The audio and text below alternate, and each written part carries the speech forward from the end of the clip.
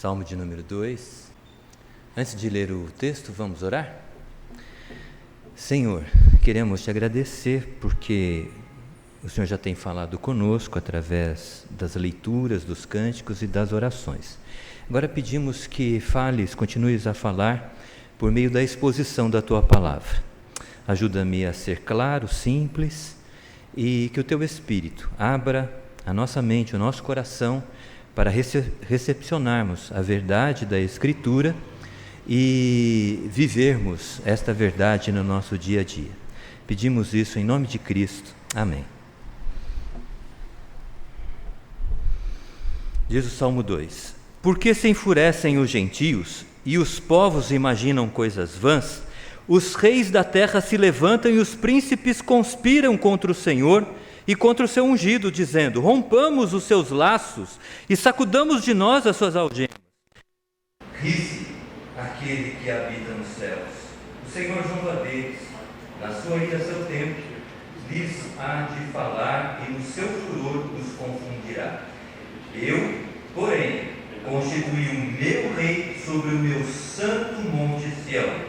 Proclamarei o decreto do Senhor. Ele me disse: Tu és meu filho, eu hoje te gerei. Pede-me e eu te darei as nações por herança, e as extremidades da terra por tua possessão. Com vara de ferro as regerás, e as despedaçarás como um vaso de oleiro.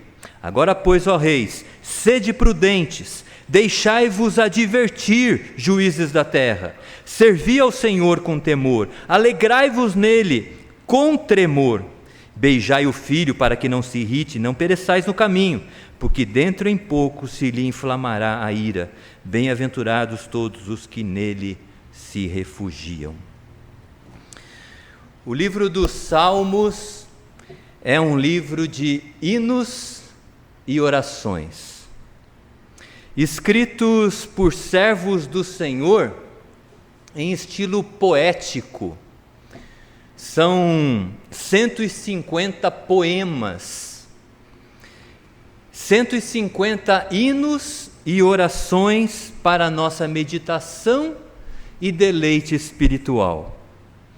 O principal compositor dos Salmos, vocês sabem quem é? Quem? Davi, muito bem. Davi, rei Davi. Ele escreveu 73 salmos dos 150 que nós temos aqui registrados na palavra. Mas temos outros escritores conhecidos nos Salmos, como por exemplo Moisés escreveu um salmo, o Salmo 90. Os filhos de Coré, Coré um levita, Asaf, outro levita, que também escreveu muitos salmos, e Salomão, entre outros. O Dr. Palmer Robertson, no livro Estrutura e Teologia dos Salmos, ele afirma que os dois primeiros salmos, Salmo número 1, Salmo número 2, eles são como pilares do restante do saltério. O Salmo número 1, que nós lemos na liturgia, o Salmo número 2, que nós vamos meditar, eles são os fundamentos, os pilares de todo o livro de Salmos. Por quê? Porque o Salmo 1, ele fala sobre a lei de Deus. Se você prestou atenção na leitura do Salmo 1 durante a liturgia, você identificou isso. A lei de Deus é a essência do Salmo 1. O Salmo 2, ele fala do Messias. Salmo 1 fala da lei de Deus, Salmo 2 fala do Messias. Esses dois assuntos, eles são pilares, são fundamentos da nossa fé. E esses dois assuntos vão passar ao longo de todo o saltério, de toda a Escritura. A lei de Deus e o Messias. O Messias em quem nós colocamos a nossa confiança, o Messias em quem nós depositamos a nossa esperança, a nossa salvação, a nossa fé, a nossa certeza do cuidado de Deus para conosco. Salmo 2. E o Salmo 1, a lei de Deus, é uma espécie de manual de funcionamento do fabricante, de como nós podemos conhecer a vontade de Deus e andar nessa vontade, e assim andarmos em comunhão com Ele. Salmo 1, a lei de Deus. Salmo 2, o Messias. São os pilares do livro de Salmos, é o que o Dr. Palmer Robertson fala, e eu concordo com ele. No Salmo 1 nós vimos há dois grupos, Salmo 1 que fala da lei de Deus, não é? Nós não vamos meditar nele, mas rapidamente, fala de dois grupos, e esses dois grupos, eles são distinguidos, eles são diferenciados à luz da lei de Deus. Um grupo é o grupo dos justos, que conforme ressaltado pelo reverendo Roy, na leitura da passagem, os justos, diz o versículo 2 do Salmo 1, são aqueles que meditam na lei de Deus, que amam a lei do Senhor, querem conhecê-la para suas vidas. Esse é o grupo dos justos. E o grupo dos ímpios, aqueles que desprezam a palavra de Deus, porque não cogitam viver na presença de Deus. Quando nós, às vezes, a gente ouve essa palavra ímpio, é uma palavra assim que às vezes me gera assim um desconforto. Mas o que é o ímpio? Ímpio vem da palavra, é derivada da palavra pio. Pio significa piedade. O ímpio é aquele que não tem, o in aí é um prefixo negativo, né? É aquele que não tem piedade, ou seja, não se importa de viver na presença de Deus. Esse é o ímpio. O justo não. O justo é pio. O justo, ele tem piedade, porque busca viver na presença de Deus conforme a revelação dele, que é a sua palavra. O Salmo 2, que será objeto da nossa meditação, ele exalta, destaca a figura do Messias. Por isso ele é chamado de Salmo messiânico. Há vários salmos que são messiânicos. Há vários textos no Antigo Testamento que são messiânicos. O que significam essas passagens messiânicas? São profecias que falam acerca da pessoa e da obra do Messias. Por isso é chamado de messiânico. Messias, o ungido de Deus, que Deus enviou para nos salvar. O Salmo 2, de forma especial, apresenta o Messias como Rei e Filho de Deus. Rei e Filho de Deus, aquele que tem o governo em suas mãos. O Salmo 2 fala do governo eterno e universal do Filho de Deus, do Messias, aquele que ele enviou para nos salvar.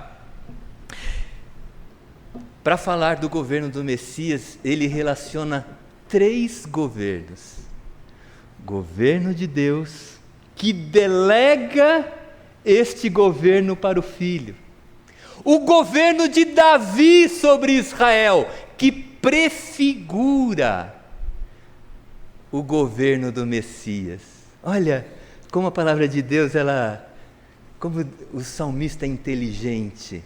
Ele relaciona o governo de Deus, o governo de Davi e o governo do Filho, mas faz convergir tudo no governo do Filho.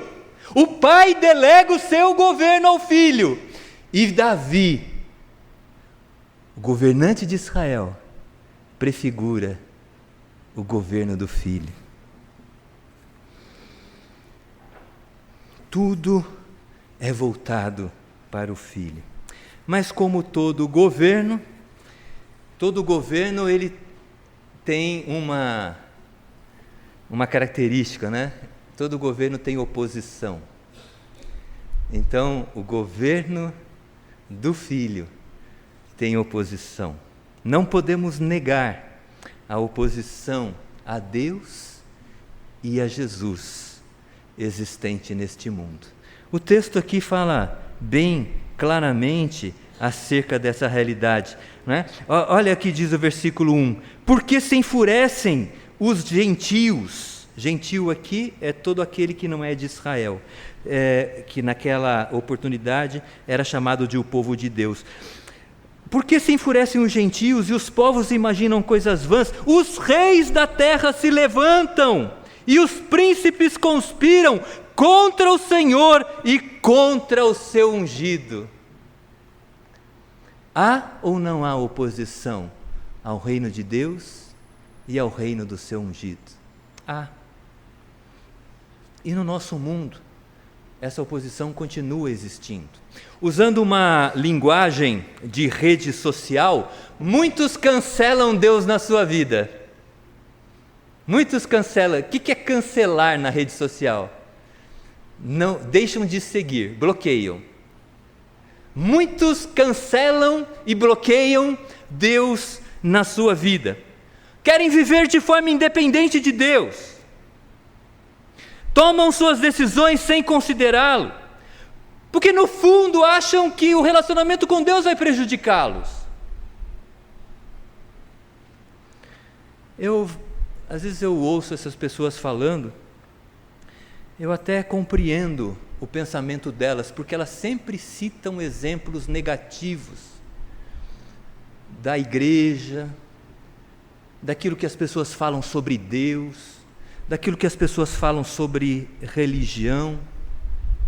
Eu entendo o que motiva elas falarem dessa maneira, de uma forma que buscam viver de maneira independente de Deus. Mas a pergunta que eu faço: é possível vivermos de forma independente de Deus? Mesmo aqueles que querem viver assim, é possível viver de forma independente de Deus? Deus disse certa vez a Moisés: Moisés, eu sou o que sou.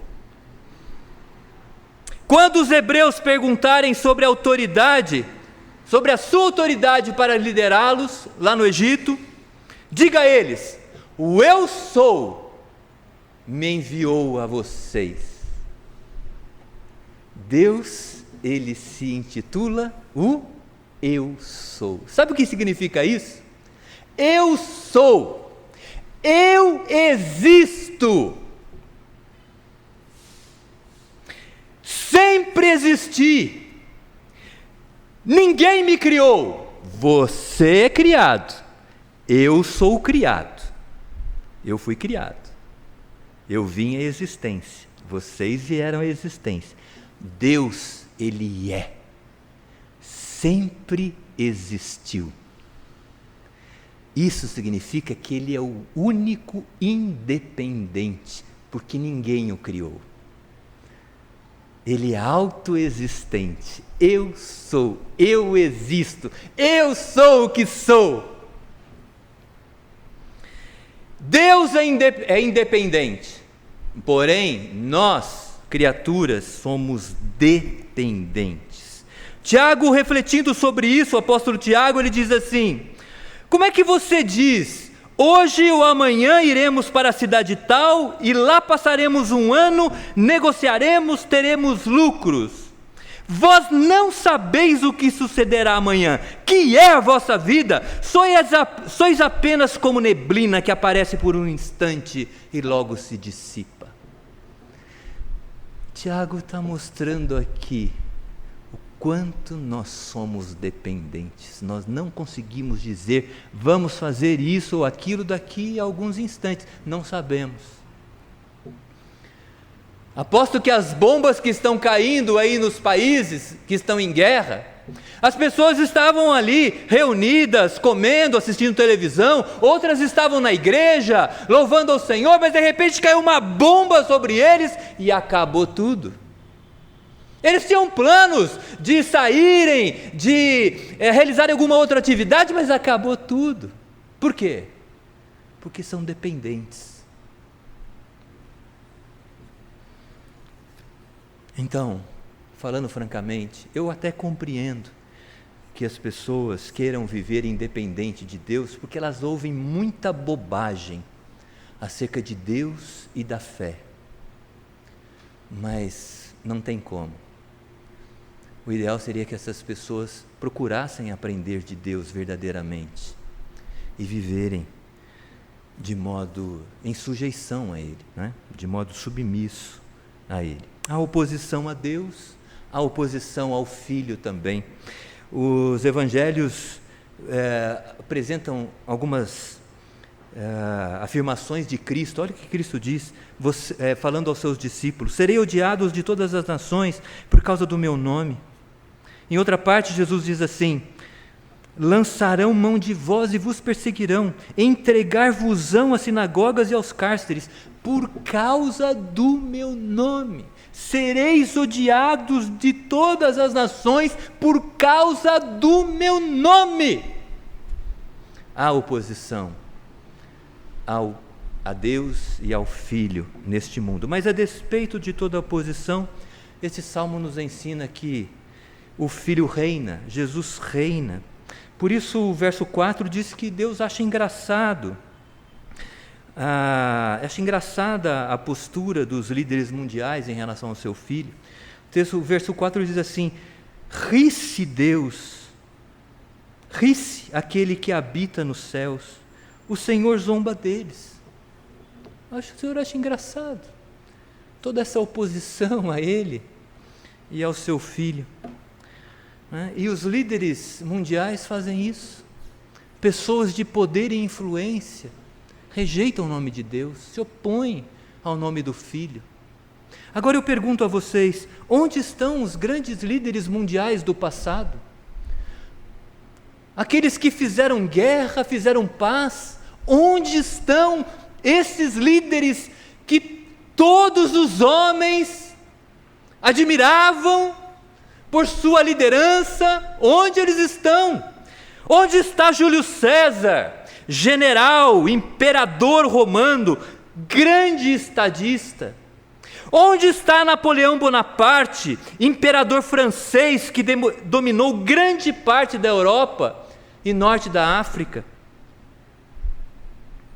Onde estão os presidentes americanos e soviéticos que promoveram a Guerra Fria depois do final da Segunda Guerra? Onde estão eles? Para a gente sair um pouco do contexto ocidental, onde está Saladino, grande líder muçulmano da Idade Média?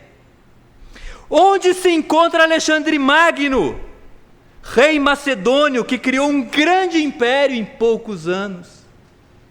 Onde eles estão? Onde estará? Para onde irão os grandes líderes mundiais do tempo presente, do tempo futuro? Para onde eles irão?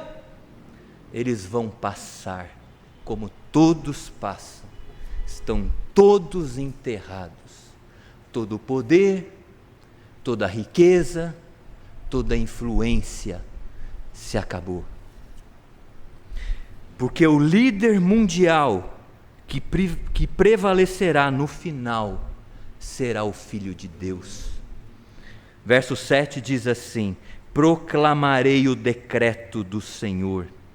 Tu és meu filho, eu hoje te gerei e te constituí por rei entre as nações. Pede-me e eu te darei as nações por herança. Esse texto inclusive é usado muito na obra missionária, né? Como Jesus reina, Jesus chama pessoas à fé. E as extremidades da terra por sua possessão, com vara de ferro, falando acerca do Filho, regerás as nações e as despedaçarás como um vaso do oleiro. O único líder mundial que vai prevalecer é o Filho de Deus. Mas nós precisamos entender o que significa Jesus reinar. Essa doutrina de que Jesus reina tem sido mal utilizada. Algumas igrejas, por exemplo, substanciadas nessa realidade bíblica de que Jesus reina, algumas igrejas se aproximam do poder político. Porque, como Jesus reina, elas querem também poder, elas querem ter influência. E por meio dessa aproximação, você acha que é difícil imaginar que não haja concessões, troca de favores? Será que é difícil imaginar que através da aproximação do poder público, a proclamação do Evangelho seja comprometida? Será que é difícil imaginar isso? Mas elas fazem dessa maneira porque elas acreditam que Jesus reina dessa maneira. Elas têm que reinar também.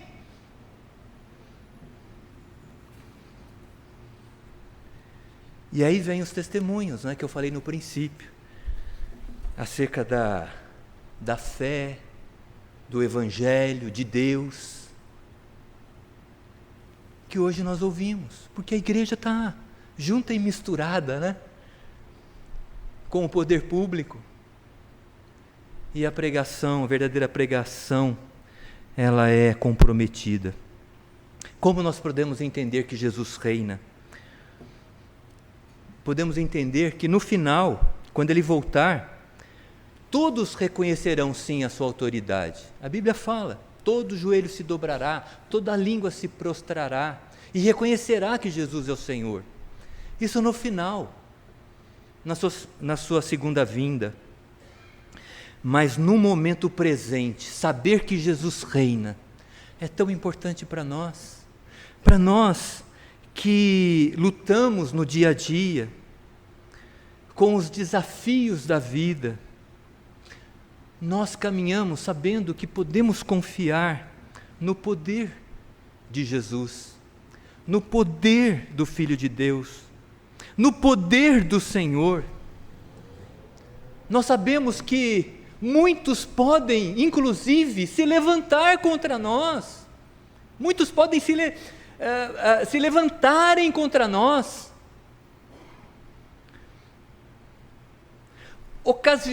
Circunstâncias desfavoráveis podem nos atingir, nos causando dor e sofrimento, mas Jesus reina. E Ele cuida de nós. Imagine se Jesus não reinasse. Estaríamos aí soltos diante das circunstâncias desfavoráveis. O que seria de nós se Jesus não reinasse?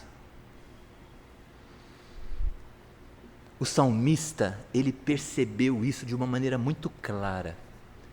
Porque lá no Salmo 72 ele diz assim: domine ele, o Messias, de mar a mar, e desde o rio até os confins da terra, domine sobre tudo. E todos os reis se prostrem perante ele. Todas as nações o sirvam. E aí ele fala como o Messias reina. Porque ele acode ao necessitado que clama, e também ao aflito e ao desvalido. Ele tem piedade do fraco e do necessitado, e salva a alma dos indigentes.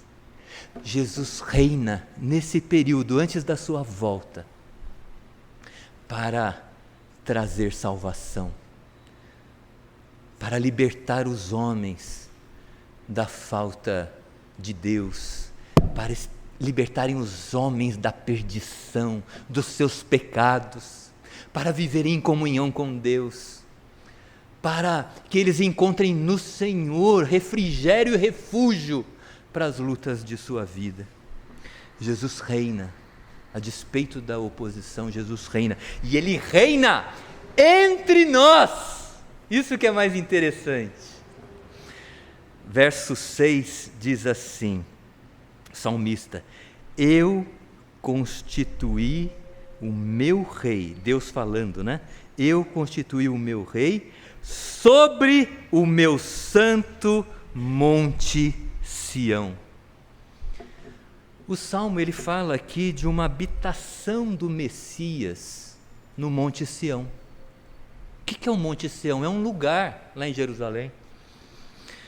O salmista fala de um lugar para a morada do Messias, um lugar para a morada do Filho de Deus, um lugar neste mundo. Agora, é possível restringir o Senhor a um lugar? É possível contê-lo numa habitação, ainda que seja a sua casa, ainda que seja um templo de adoração? Davi quis construir a casa do Senhor. Ele quis construir o templo, mas não conseguiu. Quem construiu o templo foi Salomão, mas na oração em que ele consagra aquele templo a Deus, ele diz duas coisas muito importantes, que nos ajudam a entender como Deus reina entre nós. Ele disse assim: eis que o céu e até os céus dos céus, o lugar mais elevado que existe, não te podem conter, Senhor, quanto menos esta casa que eu te edifiquei. Veja a percepção dele.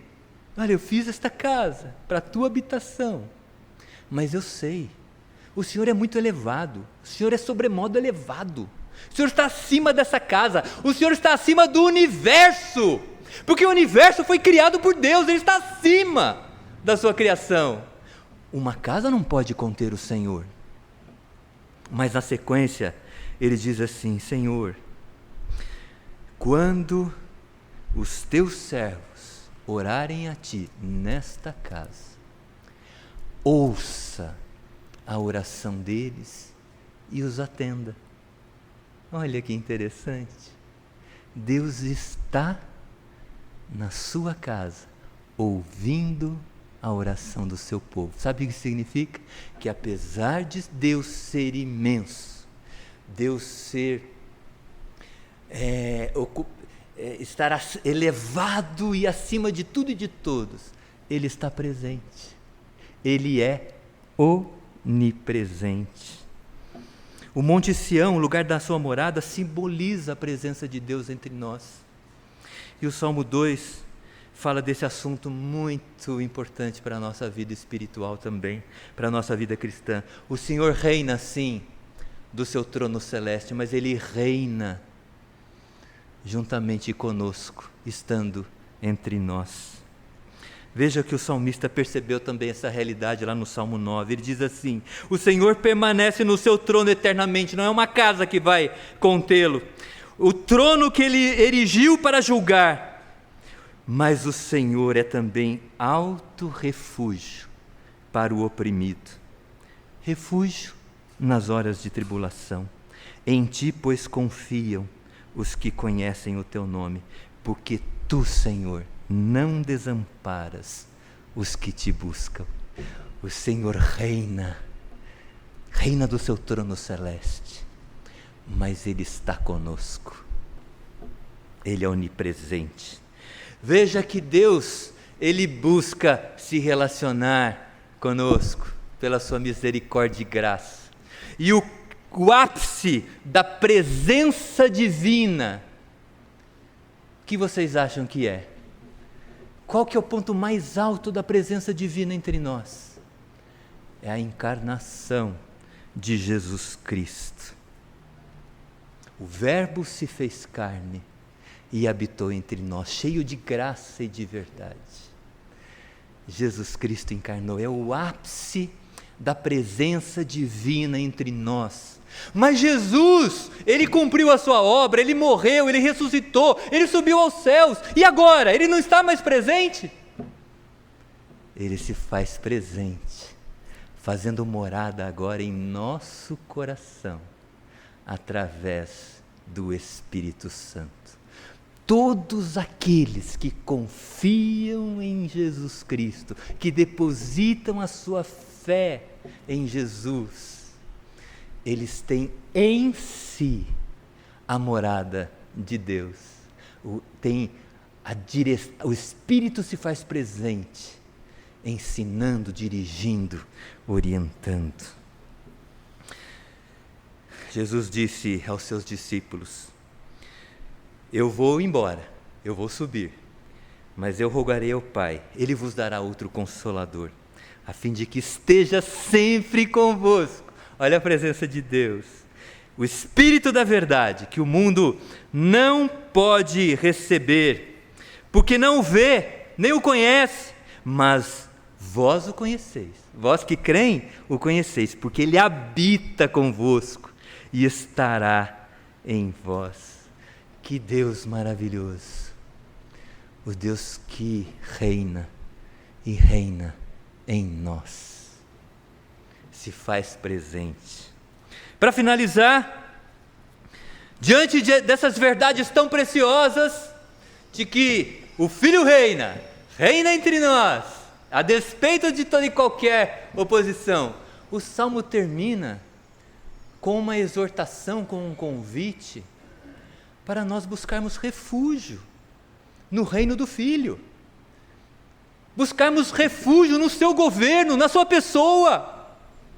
Olha o que diz o verso 10 do Salmo 2: ó reis, sede prudentes, deixai-vos advertir, juízes da terra, servi ao Senhor com tremor e alegrai-vos nele servi ao Senhor com temor e alegrai-vos nele com tremor, beijai o Filho, para que não se irrite, e não pereçais no caminho, porque dentro em pouco se lhe inflamará a sua ira. E ele termina: bem-aventurados, felizes, todos os que nele se refugiam. Meus irmãos e minhas irmãs, Jesus reina entre nós.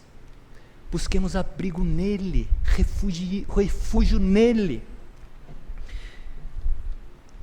O salmista convida os juízes da terra e os reis da terra, as pessoas mais influentes, a serem prudentes, a considerarem os fatos, a serem sábios e buscarem refúgio no reino do Filho. Ele diz assim: deixai-vos advertir.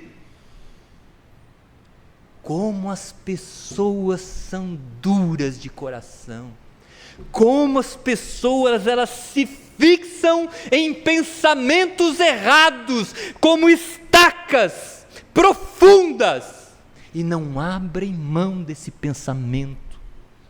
Mas a palavra de Deus nos diz: olha, se você quer fazer parte deste reino, deixem-se advertir, sejam maleáveis, ouçam a advertência da palavra de Deus. Deixai-vos advertir. Não sejam como o faraó do Egito. Faraó. Falei muito rápido. Faraó do Egito. O indivíduo turrão. Vinha a praga, ele chamava Moisés: ore a Deus para que essa praga vá embora e vocês podem sair do meu país para adorar o Deus de vocês. Aí Moisés orava, a praga parava, ele mudava de ideia, vinha outra praga. Moisés, ore a Deus, vocês podem sair. Moisés orava, a praga saía, ele mudava de ideia, porque era um turrão, um cabeça dura, um indivíduo inflexível. Foi necessário morrerem os primogênitos dos egípcios, os animais, para que ele finalmente libertasse o povo. Mas ele era tão turrão que depois ele se arrependeu novamente. E devido a essa cabeça dura dele, ele e todo o seu exército morreram no Mar Vermelho, afogados no Mar Vermelho. Pessoas de cabeça dura, que não se deixam advertir. O texto diz: deixai-vos advertir, servi ao Senhor com temor. Servi ao Senhor, sejam seus servos, façam seu trabalho com dedicação, mas com temor. com reverência, com admiração. Semana passada o reverendo Roy falou, né, da importância da admiração para que um casamento permaneça. Quando o cônjuge deixa de admirar o outro, o casamento está por um fio. E como é que você acha que fica o nosso relacionamento com Deus quando nós perdemos a admiração por Ele, nós perdemos a afeição, nós perdemos aquele espanto, aquela admiração de ouvir a Sua palavra, de ler a Sua palavra e aprender verdades que são importantes para a nossa vida? É possível servir a Deus sem ter essa alegria, essa paixão no coração por Ele. Alegrai-vos nele com tremor, diz o texto, né? Sirvam ao Filho não com tristeza, não por obrigação. A pessoa parece que, eu vou fazer isso na igreja, mas é um peso, é um fardo. É tão pesado para ela, é uma obrigação, ela não sente a alegria de servir a Deus. Sirva a Deus com alegria, porque Ele é fonte de todo o bem, Ele é fonte de todas as bênçãos que recaem sobre a sua vida. Alegrem-se nele, mas alegrem-se com tremor, porque Ele não é seu parça, Ele não é seu servo, nós é que somos servos dEle. Beijai o filho, diz o texto, né? Beijar a mão de um monarca era reconhecimento de autoridade dele, de sujeição a este monarca. Beijem o filho, para que ele não se irrite, o texto diz aqui. Não se irrite, para que ele não fique descontente com você. O texto aqui ele é interessante, né? Porque ele fala: beijai o filho para que ele não se irrite e não pereçais no caminho. Reconheçam a autoridade do filho, se sujeitem a ele, para que vocês não pereçam no caminho. Olha, eu quero compartilhar com vocês. Deus me deu, né, ao longo dos anos, a possibilidade de me aproximar de muitas pessoas. E muitas pessoas que eu me aproximei, eu percebia que a vida dessas pessoas estava perecendo, estava definhando. Sabe por quê? Porque eles não reconheciam a autoridade do Filho sobre a vida delas. Eram pessoas cheias de perturbações. E eu, por mais que eu pudesse falar, eu percebia que elas não entendiam, porque elas estavam completamente perturbadas, emocionalmente perturbadas.